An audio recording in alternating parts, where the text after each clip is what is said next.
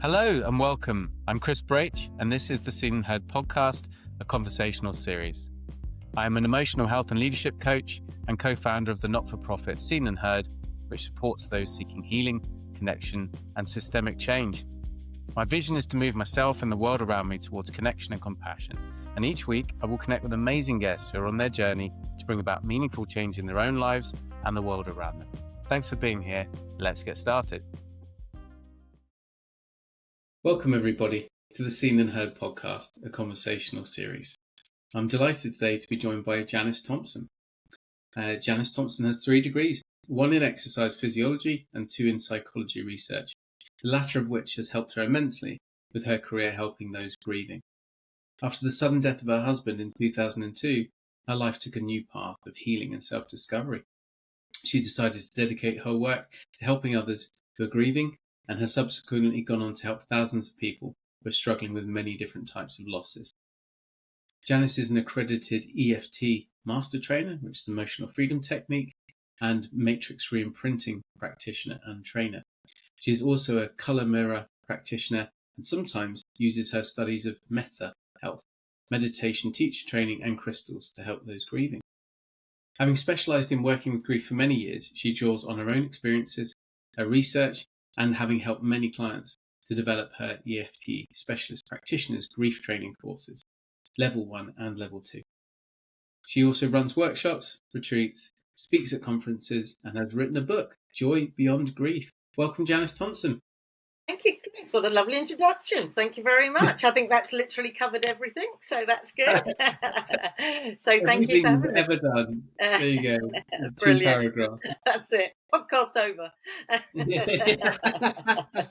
Finally made it, yeah. But it was lovely to connect. We've patiently worked around each other's diaries for a while to get this one in, but I knew as soon as I started doing some podcasting a while ago that we'd speak at some point. So I'm really excited. We've done it. We've made it. We did. We made it. Yeah. And I was mentioning kind of how I connected with my guests on the podcast, and one was another EFT practitioner, Wendy Power-Stoughton, ran a great event which had lots of speakers. It was a 2-day event over a weekend. It covered all sorts of things: grief, PTSD, trauma, healing, emotional freedom technique. And you were one of the speakers, and you did a really brilliant talk on grief, on healing grief, recovery from grief. And I was very moved by it, and I thought, wow, what a great topic. So we got in contact and off we went. Here we are. Yeah, great. Really good to be here, and just so passionate about talking about grief because it's so often not spoken about. So really important topic to cover. So we'll dig a bit deeper today. Yeah, absolutely. Yeah, we're gonna explore the grief side of things. So I'd love to do first, just get a bit of a sense. Very sad, within the intro to hear about your husband. My heart is with you and your family, and obviously that came through in adulthood. But in early years, what was life like for you growing up? How was your childhood? Yeah, my childhood was really good actually. I sort of lived on the in Middlesex, on the outskirts of London. So quite a big town, but really lovely, really safe, really fun. Really enjoyable, with my brother and my parents, which was great. But then actually what shaped me to begin with was my father's death. So when I was 14 years old, my father died, and he had had lung cancer for a little while. We were really fortunate because he was able to be at home. And so many people now aren't in that situation. We had a really, really good proper old family doctor that used to just come in every day and help him with whatever he needed.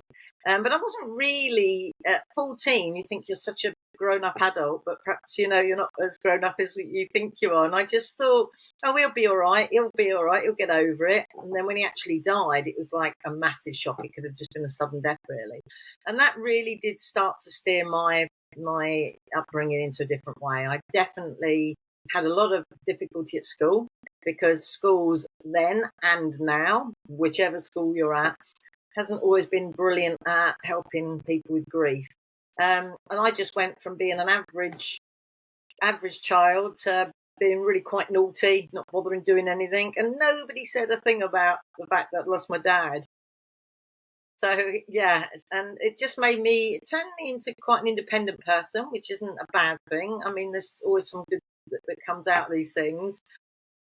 I got quite self-protective and a bit untrusting of people, really. So that definitely was a shift in my life. I grew up very quickly. That's what happened. I grew up very quickly. So that sort of shaped my life, but it sort of toughened me up, so to speak. And in some ways, that was a good thing. It did give me a lot of oomph to get on and do and start my working career. So yeah, it was a bit of a childhood of two halves, I'd say. Oh, thank you for sharing that, Janice. Yeah. Very, very sad. Mm. I think we've connected before that. My mother died at 14, and Yes. that age, it's really difficult age. There's no good age to lose a parent, but no, right at the start of the teens, and heartbreaking. As you said, so much going on then, with like hormones and how you're trying to turn into an adult. There's so much going on that it's very overwhelming. It was very overwhelming, as I'm sure you know. Yeah. I mean, if we could stay with it for a second, because it's something I've not been on a podcast and had someone who's been through that sort of similar experience, and our different. I'd been away at boarding school since 7, came home at 13. I didn't really know my mother. No. She was ill for about 10 months, brain tumor, so relatively quick, in these long terms. time. Yeah, and I just couldn't. I've done quite a lot of work healing with her spirit in recent years, and revisiting, but using matrix reimprinting, revisiting those last months of her life. Yeah. But I tried to stay out of her room. I tried to stay away from her as much as possible. I couldn't. Yeah. I was very dissociated by that point. Right. And I kept it all at arm's length. But sounds like you were close to family. How was it for you? Yeah, I mean, I wasn't at boarding school, so I mean, there's the difference straight away. But we were quite a close family. Yeah, we were quite a close family. And I did at that time. I was doing a lot of athletics, and my dad really loved my athletics. So we'd go around the country, and I'd do quite a lot of running at quite a high level, and he loved that. So we had that bond. That was really, really special. But as far as school's concerned, I think across the board, it's not dealt with very well. And unfortunately, Chris, I think it's still not as good as it could be today. And that is, I go into schools now, and it's just such a taboo subject, death and grief, and we're quite a grief-phobic society, I call it now, because we just don't deal with it in a way that we could. I really feel that I could have had, as well as yourself, we could have had a lot more help and support if people just understood grief better, because it was just never mentioned. My dad died in June. They said don't bother coming back to school till September, so that was like a month, isn't it? I think before you really break up, and then in September I was back at school, and as if nothing had happened.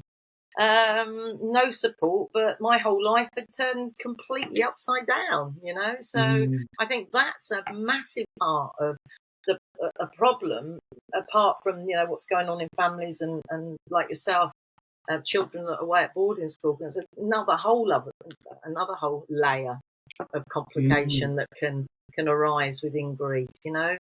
Grief is supposed to be and is a natural process, but we do need support going through it, especially as children, because we're not as well developed in so many different areas to be able to cope with those things. So it's sort of that, coupled with a lot of not great emotional support anywhere, often is a massive problem for those grieving, and it just can seriously affect your life. I really remember, I mean, especially looking back, I think, when I look back, I think, oh my gosh, I sort of really grew up very quickly, and not in great healthy ways. It wasn't a good thing. But I managed to sort of so many of us do, we manage to fumble through in a way, really, don't we? And it just could be so much better, and so better helped. Children could be so better helped with grief and losses, and I know we'll talk about it, but there's so many different losses. It's not only bereavement. Children experience so many different losses. So I hear you, Janice. We'll definitely unpack the losses, the grief side, but I think when you said that how the schools handle it, I mean it came straight up for me. I felt the energy in my body. Really? Was going through some of my stepdad's stuff. He kept a school report from when I was 14. At my school at that point, I was a day pupil. I wasn't boarding anymore because of mum's illness, and it said, it was the report from the term that my mother had died. Mum had died, and it said, Chris just seemed like he was on a different planet this term with his academics and his sport. Hopefully, he'll pick it up again next term. And no mention of my mother's death in the report. I don't think they knew. Maybe a couple of people knew, but they didn't. I was certainly given no support, but it was almost like, he wants to pull his socks up next term. Yeah, that was really the important thing. Oh, gosh. Oh, Chris, I know it's amazing, mind, isn't it? And I think as well, like my mum really fell apart. I mean, she really did not cope. And because she didn't cope, the one parent that, I was fortunate to have my mum there, but, she wasn't coping. That was another whole loss in another way. And that made, life really difficult as well. So, and she seems to see it on that sort of bandwagon. Oh, why have you suddenly started not being so good at school in your behaviour? It's like, well, I'm screaming out, literally, for some help here in the only way I sort of knew how to, really. Because you haven't got the tools to go up to a teacher at 14 and go, I think I need some help with the loss of my dad. It may sound obvious to other people, but it doesn't happen, does it? You just get in and carry on. Really difficult. Yeah, you do, and it's the job of adults and supposedly mature adults to recognise this, and it will come on to grief in Western society and things. You mentioned that things start to unfold for you. For me, I didn't want to be in the house. I was living with then a completely grief-stricken alcoholic boarding school stepdad, lovely guy, but totally on another planet really after that. And of course, I just wanted to be out all the time, and out meant booze, drugs, absolutely, getting into trouble. So how was it for you?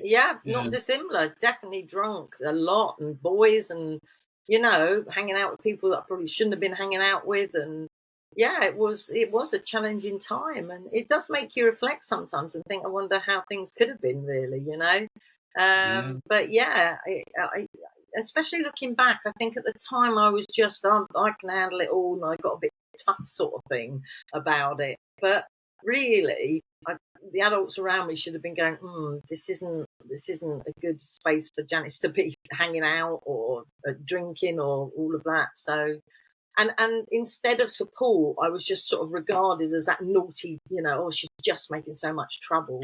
And my mum was very good at promoting that to all her friends and different people, that Janice, you're just such a burden.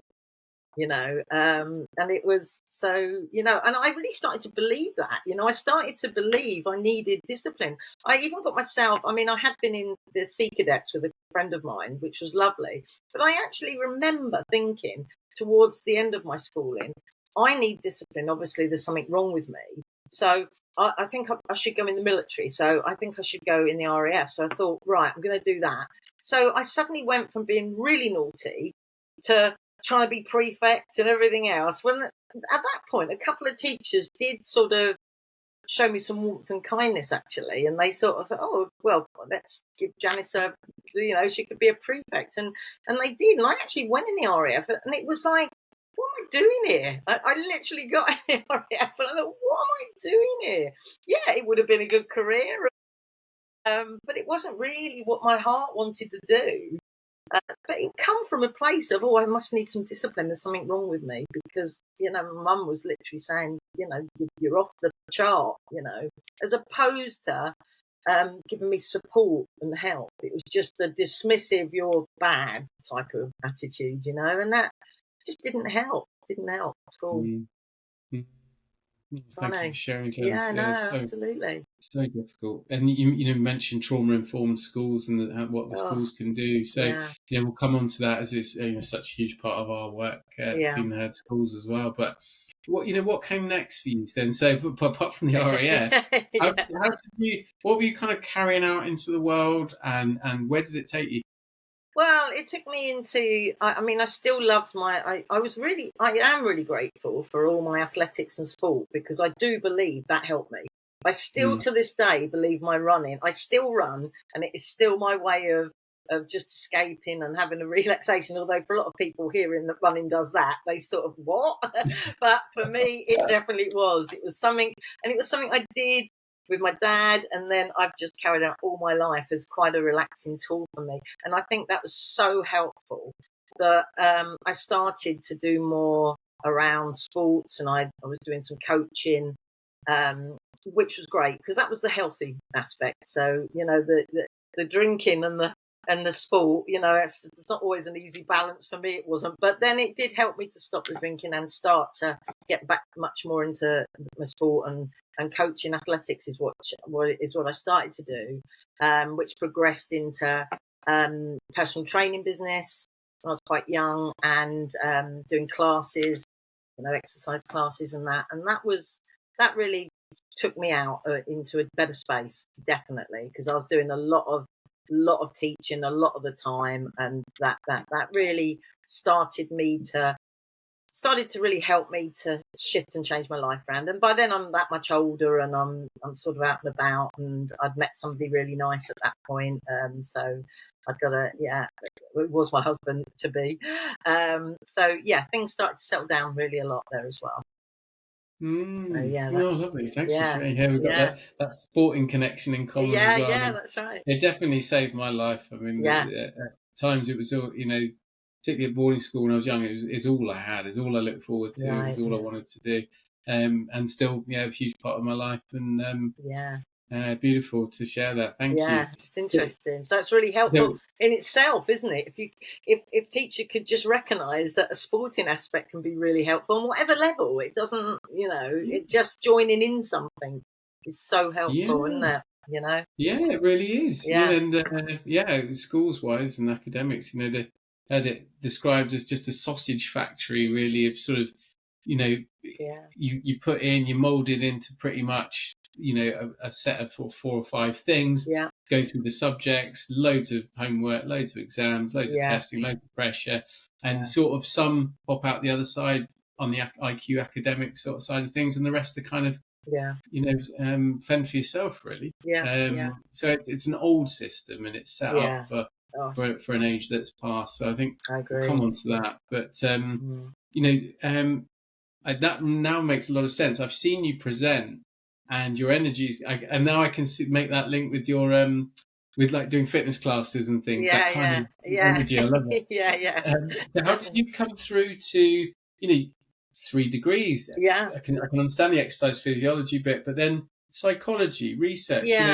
What happened with the understanding of the mind and came next? Thank you. And I think I did the exercise. I remember there was a point, and I did do my studying a little bit later. I didn't go straight from school. I left school, and that was that. So I did my studying later, but the obvious thing was the sports science because of me exercise, which was great. And it was funny because at the time I had an opportunity to do quite a lot of presenting presenting as in exercise presenting, that might have taken me into quite a good career one way. But I thought, I think I'm going to go and do the degree because I think that will hold better for me in the future. And I truly believe it did, actually. And then everyone was like, because I loved psychology anyway, but everyone was like, do sports psychology. But I never really warmed to sports psychology. It was just, I like psychology and I like the exercise, but I never really warmed to the sports psychology, helping athletes, understand what's going on in their minds and helping them that way. It never really appealed to me that much. So I did a lot more of abnormal psychology, and I just love the research. It's just, and I mean, that's just crazy because I really didn't enjoy maths at school. It really wasn't my subject. I loved English literature and poetry and those type of subjects in school, but I didn't really warm to maths at all. And yeah, I found it quite simple to do statistics. I actually sort of, wow, I get this.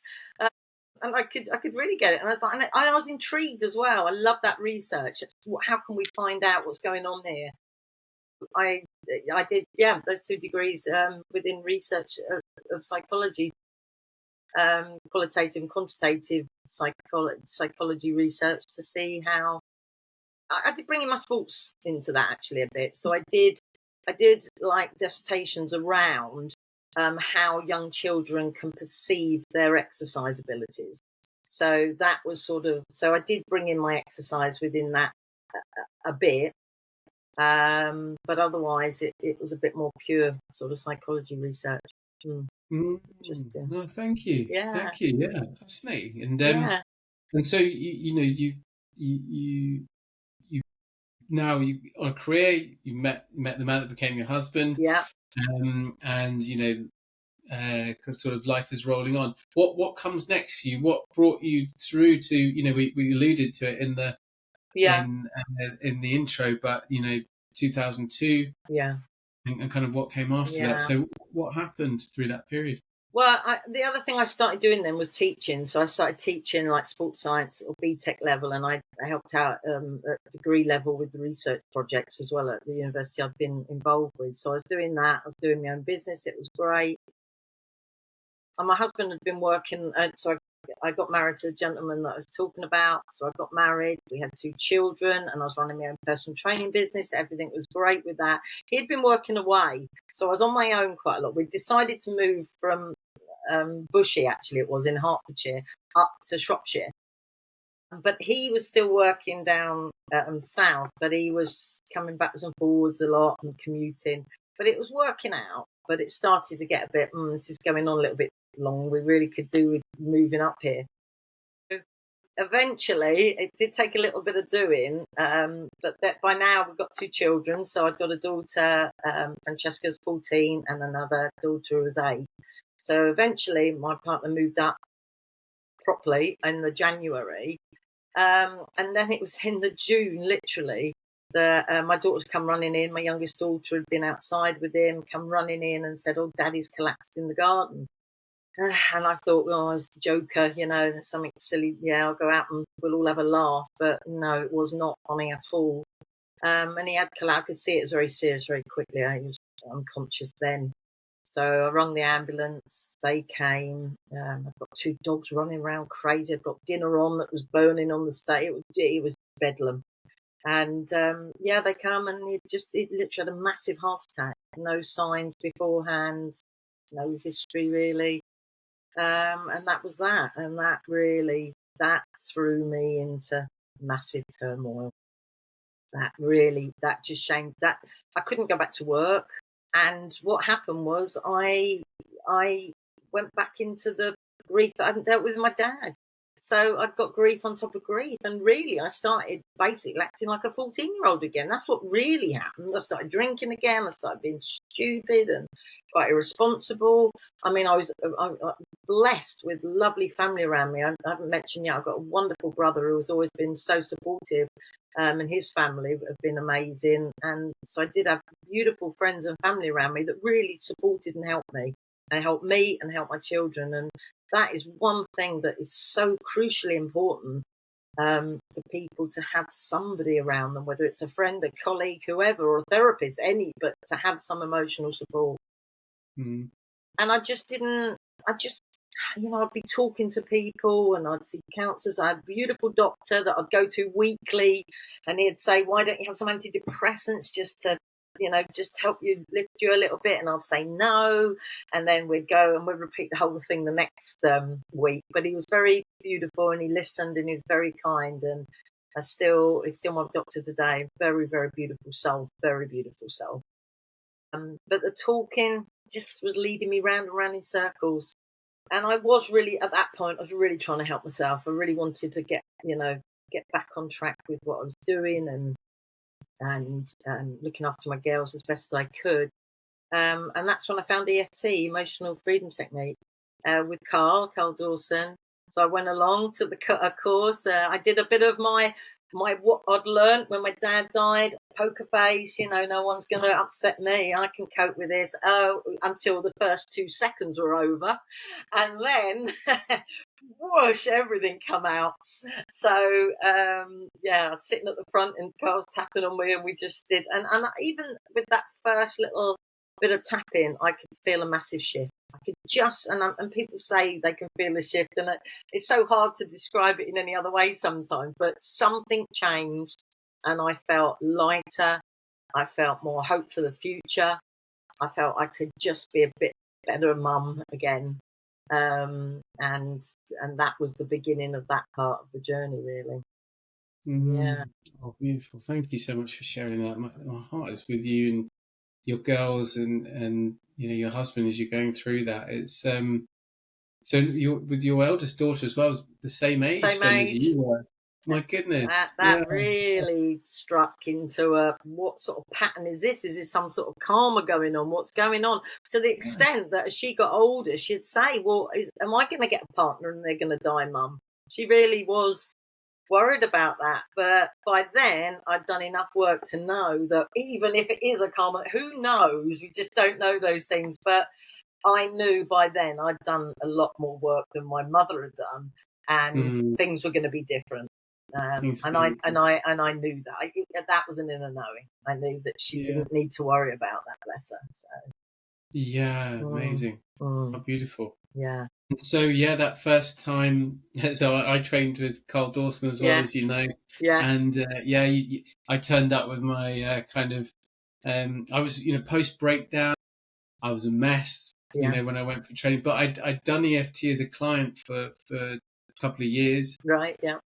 I felt the power of it. Yeah. And thought, I sort of knew what I was doing when I got there. Yeah. Same as you. Yeah. As soon as anyone doesn't know, he's like a big, tall, sort of gruff northern guy, and very funny, lovely man. Yeah. But as soon as he started, that was it. Yeah. Yeah. Everything came out, and it was the same for everyone in that training. It's why there's 3 or 4 helpers on hand for just the training, the practitioner training, because everyone's it just comes up, and stuff comes out, which is great, because it really, the proof's in the pudding. You go, you deal with your stuff by using these techniques, and then you can go out and help others. So I'm not keen on techniques that you don't do anything for yourself, but you're then going out and helping others with something that you haven't really experienced. So it just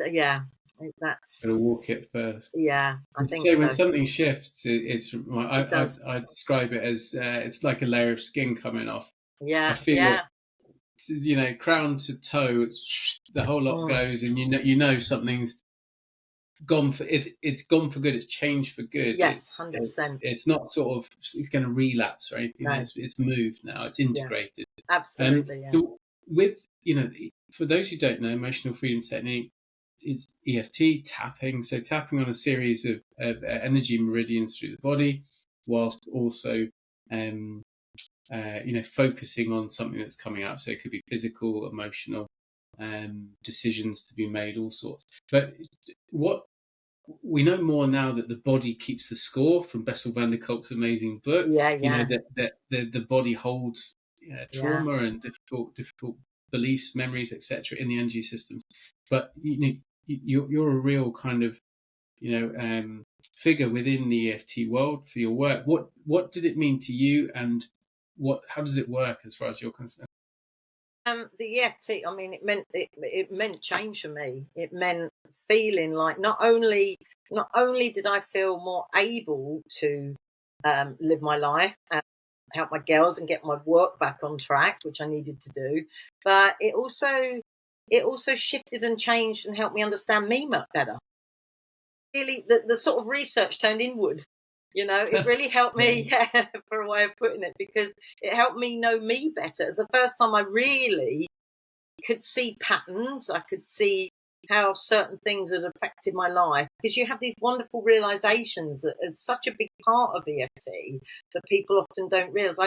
There's so many beautiful energy techniques out there, and they really are. I mean, I had a few amazing Reiki sessions just after my husband died, and they really helped me release shaking from the body, Robert Scare's work, which was amazing too, which was great. But what I particularly love about the EFT is not only is it helping your whole body system, but it's also helping that cognitive part of you. It's helping you to understand you better, because you get those aha moments. You definitely get those moments where you go, oh, I can see, I realized that I was acting like a 14-year-old because I hadn't dealt with the trauma of my dad's death. And that was amazing. And it was really, I can't think of the word really. It was like such a relief to realise really that there was nothing wrong with me, because I'd been sort of convinced by, teachers and other people and my mum a bit that, there's something wrong with me. It was a real eye-opener to suddenly realise that the tapping had really helped me to go, oh my God, there's nothing wrong. I was just struggling with the trauma. And that's helped me to really help with my clients as well, to help them see those aspects, and then those patterns that you can that you can see within yourself. And I love EFT because I always say to people, you can start on this end with EFT where it's just simply calming your nervous system a bit, which it does. So there was a school in America that there'd been a shooting at, and some children died.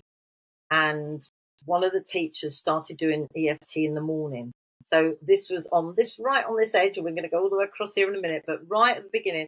So every morning she just used to tap with the children. They'd do a little bit of breathing. And what it did was just brought everybody into the same space, because the teacher had come in after a mad trip to school. The kids had all come in with whatever had been happening in their house. And it was all just, that madness. But everyone come in and did this, and they settled down and they calmed down. Well, not only did they do some research on that to see that cooperation between the kids went up, bullying went down, focus and concentration went up, their performance levels went up. Not that one would bother me, but they did. So good selling point for headmasters. But those things happen. So on a really, really simple level, just tapping and breathing can really help calm your nervous system down and can really help you. And then we can go through the whole spectrum to where people have serious major traumas in their life, and EFT can help with that as well. And I think that's with a practitioner, that's working with somebody that's been trained to help you. It's not something you can normally do on your own, because you sort of can't get out your own way, and you just need extra support really. So I think that's what's so amazing about it. It's so simple, no side effects, you can't over tap, and that really appealed to me. Yeah, thank you. So powerful words. I think that's what I loved about it as well, was you could self-administer. So I've been to coaching every week for 5 years. It's a part of my life. It's incredible. My coach Piers Cross is wonderful, life-changing man. But a lot of the big shifts came in between the sessions. 4 in the morning, tapping away. I deeply and completely love and accept myself, even though I feel this fear, even though my body's locked up in terror, even though I've had more PTSD nightmares. Didn't matter. I just met myself as I was, day after day. And you are what you do. So if you show up every day and you don't push things into dark corners and shadows, or not make time for grief or fear or anger or joy, which is what we do. And let's come on to grief now, because it's for me, grief and joy are two sides of the same coin. If you don't process the grief, you can't feel the joy. You become numb. Your connections break down in the world, to the earth, to yourself, to each other, to people, things you love. So just talk to me a bit. You're incredible on the subject of grief. Where do you start when you're starting to bring people into understanding about it? I mean, it just to allow them space to start with, because so often it's just pushed away. You can have 2 weeks off work, back to work as normal. Me and yourself similar, little time off school and then back into it, with no space and time to allow a process of grieving. If you've loved somebody, it's going to be painful.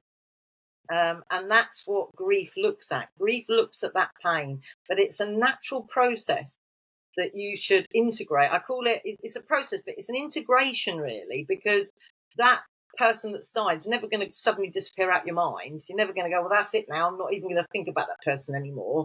It doesn't work like that. So it's an integration, how you're going to integrate that grief. And I think when I work with clients, unfortunately, I can work with clients that it's sort of 40, 50, 60 years later, but this grief is almost coming out because we've lost our vitality a bit, and anything that's been pushed down is starting to come out. So then people are starting to get depressed, or there's some physical stuff going on because it's all integrated and they don't really know why. But it could be a grief from so long ago that's just get pushed and suppressed under. It takes a lot of energy to suppress that, so that as you start to lose your vitality, it comes out.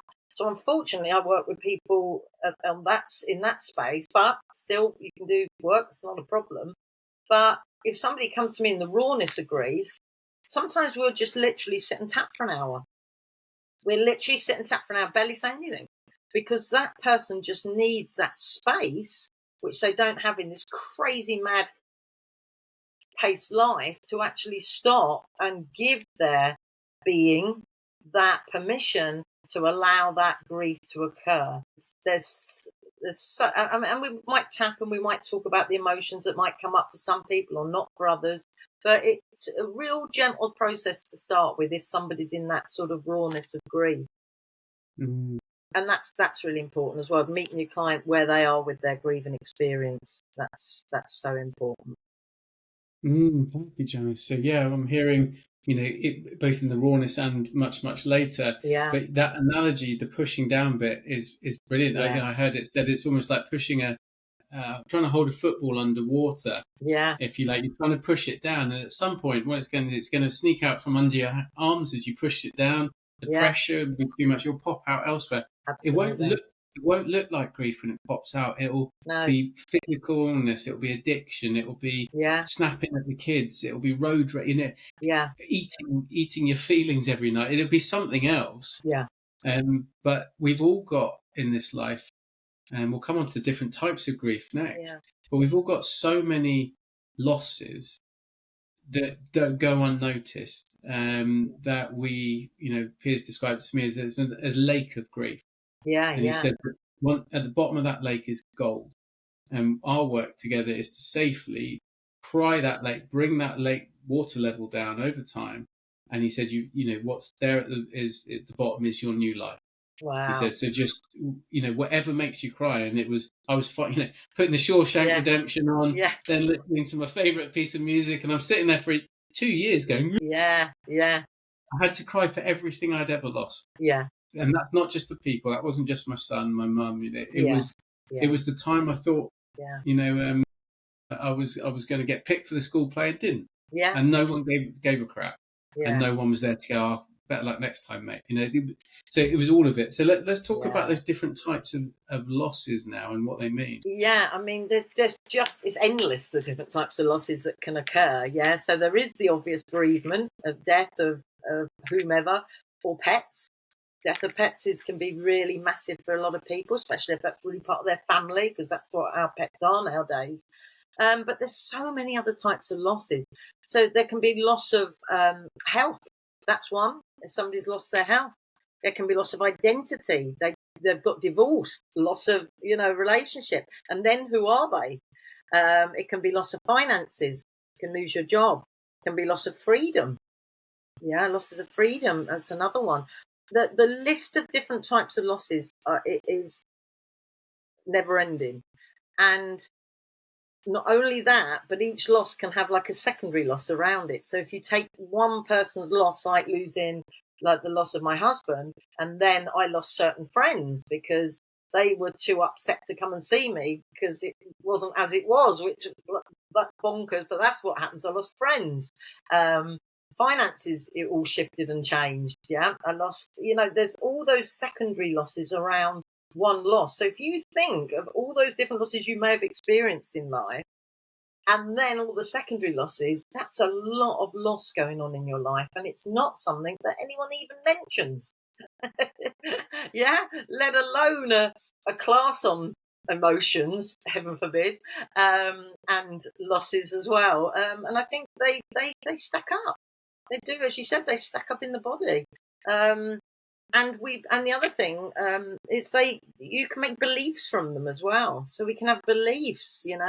My belief come out of from my experiences was that anything good happens, something bad's going to happen.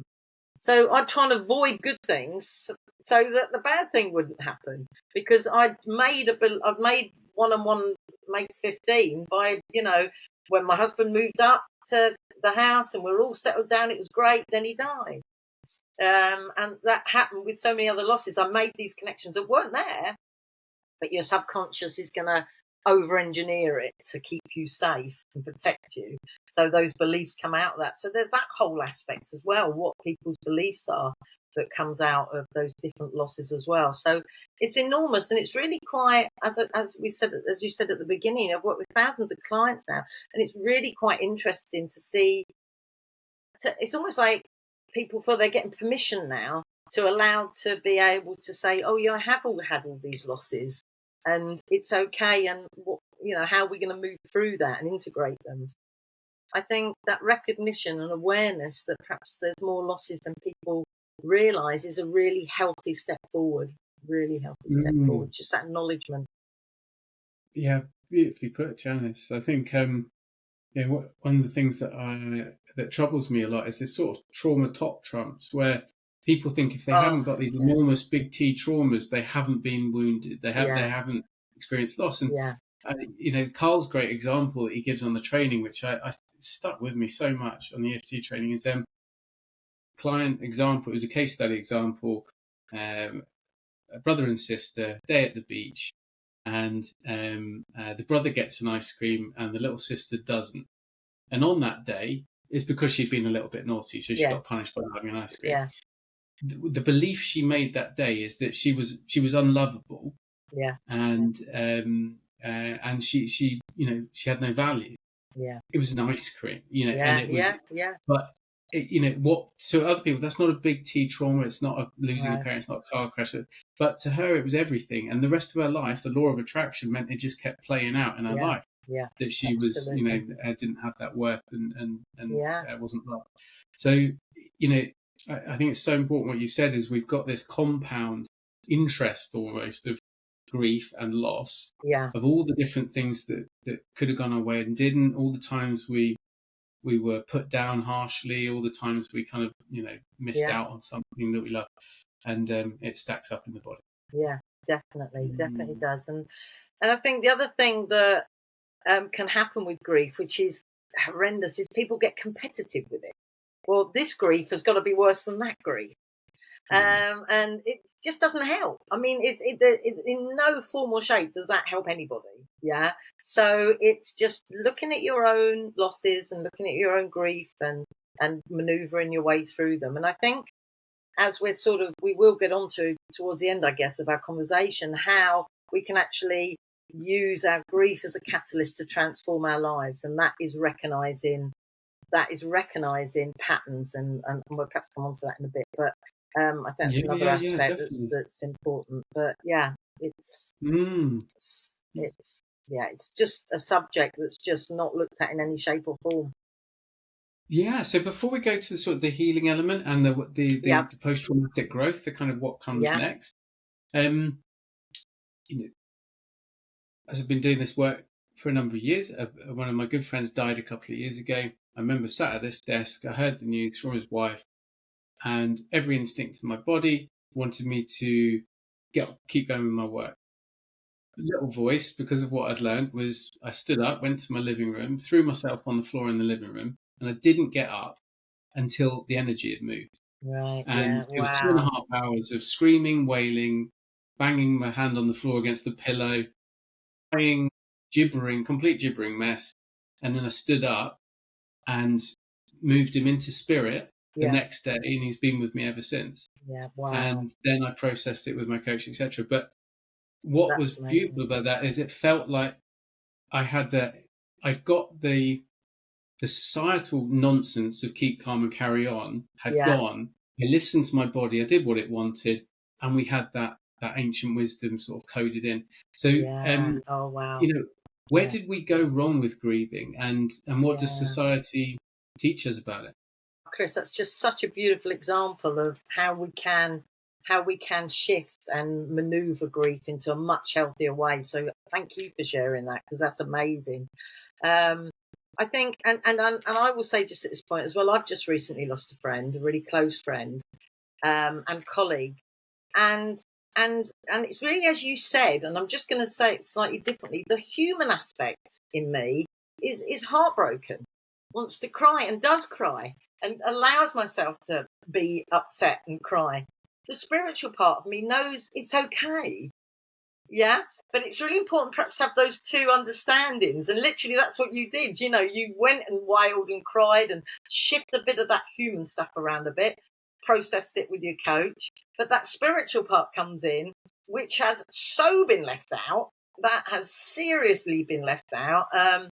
I've written one book, Joy Beyond Grief, and I'm writing my second book now around the sacredness of grief. And that is really important in there, how we can, look at that spiritual aspect as well. And now I've forgotten your question, Chris.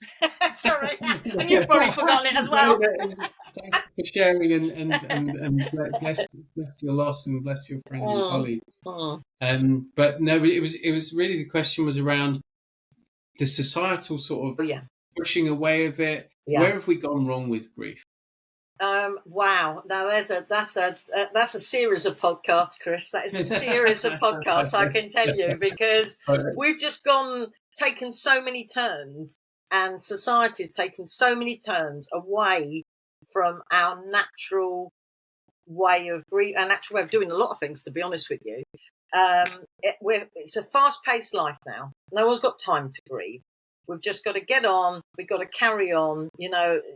Money's tight. We've all got to get out and get that money in. We've got to get over it. So on one level, where society is pushing us to keep going, and it's almost dismissing our grief, which is death is sacred, birth is sacred, death is sacred. We should be making sure we do beautiful rituals or ceremonies appropriate to whatever works for you in the spiritual way, whatever that means to you.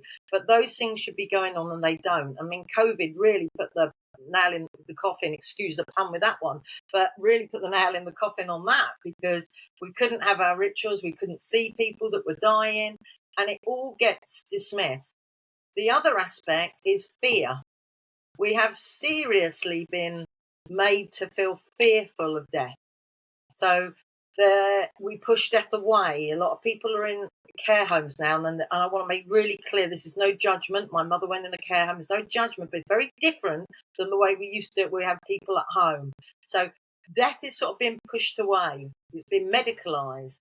So people are being kept alive when really they would have died naturally, and maybe that was the right thing. I know that's a difficult one to hear, but there's all these factors that are coming in that are making society push out our natural instincts with grief and loss, and making it such a unsacred thing. But then on the other flip side of that is as well is what's TV full of? Horrendous murders, horrendous deaths. You can't scroll to look for anything that's lightly entertaining anymore where it isn't some horrendous death or all true crimes. So you've got this real weird thing going on where we're pushing our own personal sacred grief away of death, which it is, and we're all watching this fear-producing death that makes us so push it all away. Let's just try and forget about it. And those factors are playing a massive role in our grieving experiences now. No, thank you. Yeah. It's been a steady sort of, you think, with human beings been around a couple of 100,000 years. Yeah. Really, the last 4,000 or 5,000 years, city-state culture, mass agriculture. Yeah. What Steve Taylor calls the fall yeah. from our natural, connection with the Yeah, earth, connection. etc., towards 100%. industrialization, etc. That Oh, journey yeah. has over time whittled this away and got Yeah. us to where we are potentially. Yeah. And I was doing some grief work with a client the other day, and we were doing a visualization, just tapping, and I just said, when you think of grief in where you live, in your family, your culture, what do you think of? She said, oh, it's sort of real stiff upper lip, sort of wake. Yeah. Yeah. Everyone's very stiff. Or maybe everyone's getting absolutely leather drunk, and it's all over Yeah. the place. Yeah. And I said, well, okay, now take an indigenous culture, take a tribal culture, or India or somewhere else in the world. What's Yeah. happening? They're all gathered together. Yeah. They're wailing. There is Yeah. a lot of noise. There is a lot of ceremony. There's music. There's all sorts of stuff going on. Absolutely. And I said, which one do you connect with? And she said, that one. Yeah. Yeah. It's the one we did for hundreds of thousands of Yeah. years, Absolutely. not the what we do now. So No. you mentioned ritual, and how important is it to mark the passing in that way? I think it's really, really important. We've done rituals and ceremonies forever, as you've just said, and there's a reason for that. They help us. Yeah, they help us. Now, that can be whatever it is to you. And again, that's what I'm helping people and clients to do now, have their own rituals. Anniversaries is a big one. So what happens when we get to an anniversary of someone who's died, or an anniversary of birthdays? We all just shut down. We don't want to think about it, but then perhaps we're ill. I used to be ill on anniversary every year, because our bodies just can't cope. Whereas if we take that responsibility within ourselves and say, right, well, I'm going to make this day something I want it to be, to honour that person. So it might be just a walk in the woods because that's what you used to do with that person. It might be some sort of more shamanic ritual where, you write something, burn it, let it go, or into the water, or the different elements. There's so many different beautiful rituals that you can do that really help you to make meaning, and at those times of anniversaries as well, that can be so helpful for people, much more so than they even realise, I think, as well. And I've seen that with a lot of clients now, And Yeah. I think part of that is that continuing bond thing. If we'd all been here in Freudian times, if you'd started talking to a deceased loved one, you're going to be crazy. You're going to be locked away, and that is not good, But now we realise that continuing bonds, and there's a lot of psychology research with this, is the way to integrate. So how do you feel? How are you going to have that connection now with that person that's died? What are you going to do? Are you going to maybe talk once a month to them in a meditation every day? Are you going to go for a walk and just feel their energy around them? Are you going to see a robin and just feel that might be them? What is it that you're going to bring in to your life so it feels like it's integrated and helped you? Again, clients just warm to that. We're bringing nature back in. It's a beautiful thing to do. So yeah, there's that as well. Oh, some lovely stuff there. You mentioned robins. One of my other clients talking about robins, and that was a relative for me. My mum was a blackbird. Yeah, lovely. That came to. I was sat on the bench meditating in Glastonbury. Little blackbird came next to me. It was where my mum's ashes were scattered on the tour, and I just knew straight away it was her. Yeah. Now, love it. Whatever you believe, it meant something to me. Absolutely. And so in my inner world, I go in most days and I hug all the people I've lost. Yeah. And then I see the 99,000 generations that stand behind me, or whatever it is. And I can't see them all, but I give them a wave. I know they're there. Yeah. And beautiful. It can be really healing, as you say. Yeah. We talked about some quite sort of unhealthy grief. Pushing it away, and how it comes back up. We've talked about some healthy grief. Yeah. Getting stuck in grief. Massive. What is that, and how does it happen? Well, that's massive. I mean, we have stages of grief. The wonderful Elizabeth Kubler-Ross, who had the stages of grief, which were really the stages of dying, but got adapted. Amazing woman, amazing work. But really now, when we do our tapping and the work we do now, I just work with a client that comes through the door with whatever they've got. I don't need to know what they may or may not go into. So I sort of don't look at things as stages. I look at more of these spaces we go from raw grief, the initial stages where it really just happened, to starting to integrate it So I love the analogy of there's your grief and you grow around it. Yeah. So you grow your life back around it, integrating it. And then there's stuck grief within that, with people that just get stuck at any point. And then transformative grief, which hopefully we'll have a couple of minutes to talk about at the end. But the stuck grief is something I see a lot. That as a practitioner and with my training, I see a lot of people stuck in grief because it is suppressed. Trauma's not dealt with, and there is a shock in most griefs, really, however big or small to a degree, but there's a shock, and that's a freezing moment. So there's a stuckness there straight away. So stuckness in grief is something I do see a lot, and some people recognize it and some people don't. Some people sort of, it's a conscious thing, and some people it's unconscious. So for people that it's conscious, it might be that I can't let them go. I can't let them go. No, it doesn't matter what you do or say, I can't let them go and I'm not going to be happy. And to me, that's such an unfortunate space to be, because it is a misunderstanding of what letting go is to start with. And it's about how we integrate that grief and transform our life for it, which is really honouring the person that's died. You know, there's those couple of things within that getting stuck in grief is a hard one. But people think letting go, it's about letting go of the person. It's not. It's letting go of pain. There's an old Zen proverb that says pain is inevitable, suffering is optional. Now, if we've loved someone, it's going to hurt. Now, how are we going to deal with that? Well, we've got these beautiful tools, tapping, getting out in nature, lots now, energy techniques, which are brilliant. But are we going to keep, or are we just going to keep suffering? And who's that helping and why? You know? Yeah. But people don't understand what it means, really. It's never about letting the person go. You cannot break a love bond. That's an impossibility. So you're never gonna let a person go. Where have they gone? What does that even mean? But you're letting go of something within you that's not helping you live the best life you can live. Beautifully put. Yeah, thank you, Janice. That really brings stuff up for me. After my son died, so many people say, "Oh, you never get over losing a child," and I think that really permeated my family. You know, for many years, and now I call bullshit on that. That is absolutely not true, and we'll move in now into post-traumatic growth, into what happens after grief. But I've never had a more connected relationship with my son than I do now. Yeah, that's much beautiful. more connected than when he was alive. Yeah, and here, because I was at work and I was doing this and I was doing that, and trying to keep my head above water. Now it's just me and him. For eternity, there's no pressure on it, and I try and honour him every day, and he helps me, supports me. And that's amazing.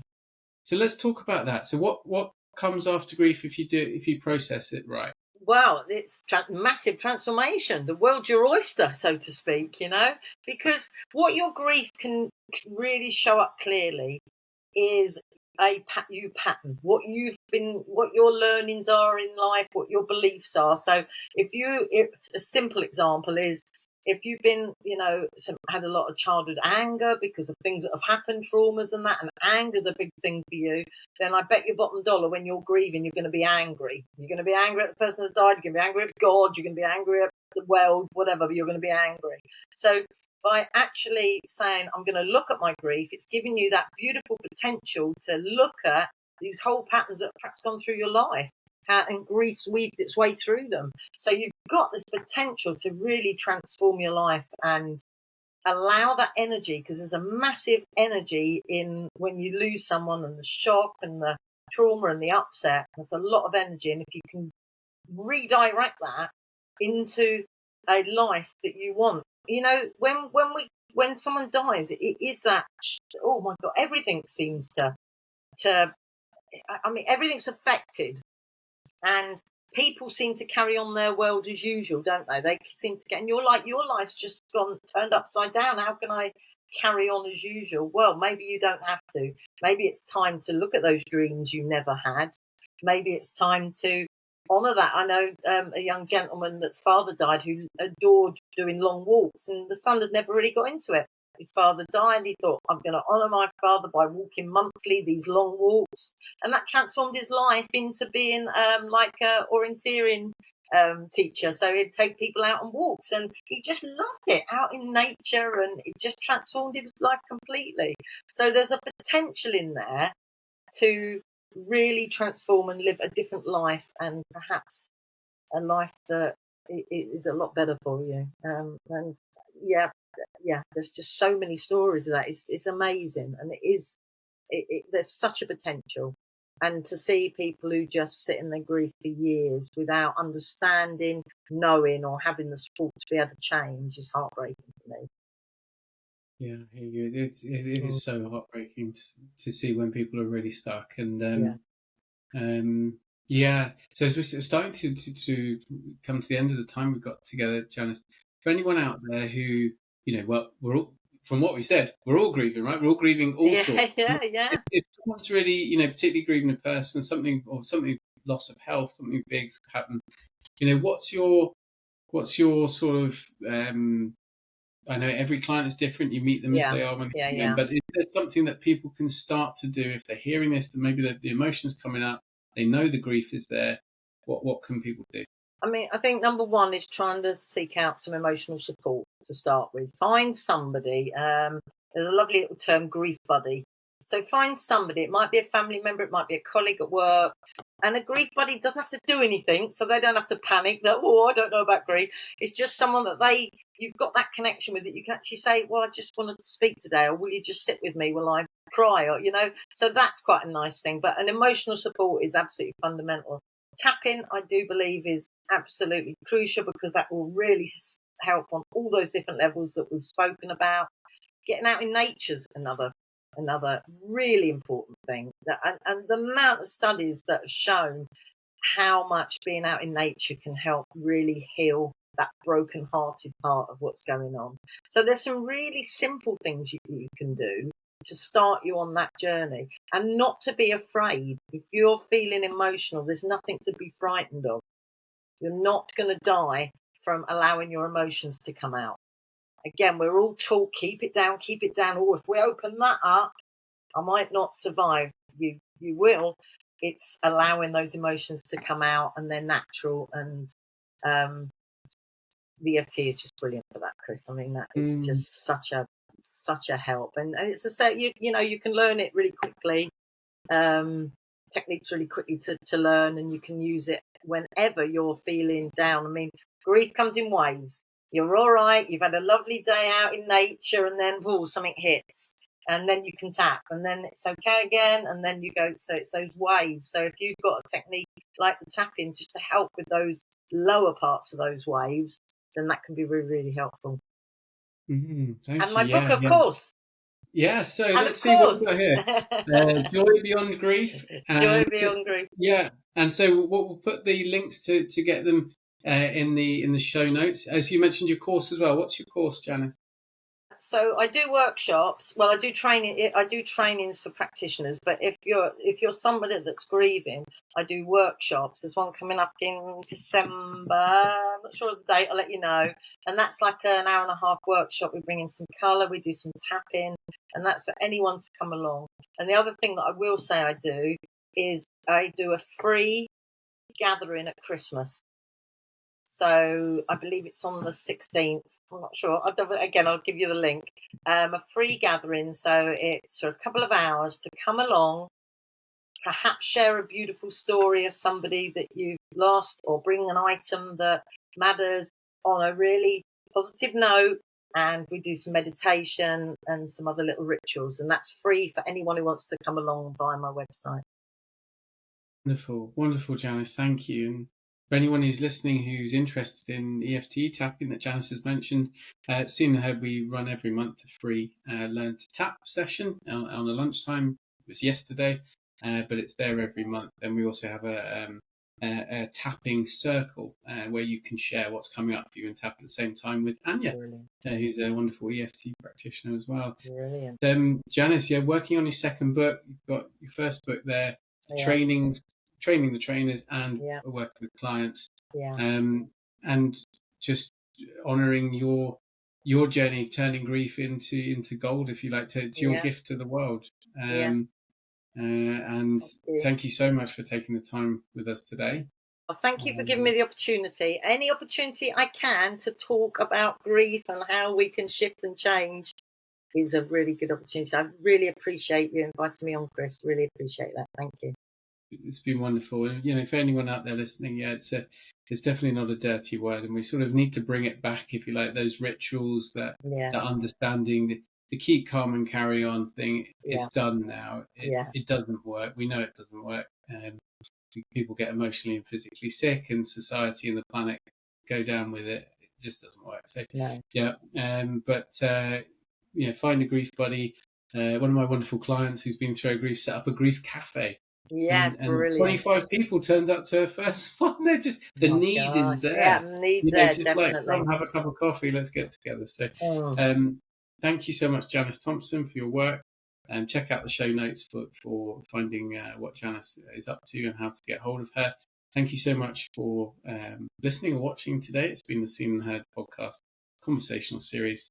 Janice Thompson, goodbye. Bye. We'll see you hopefully another time soon.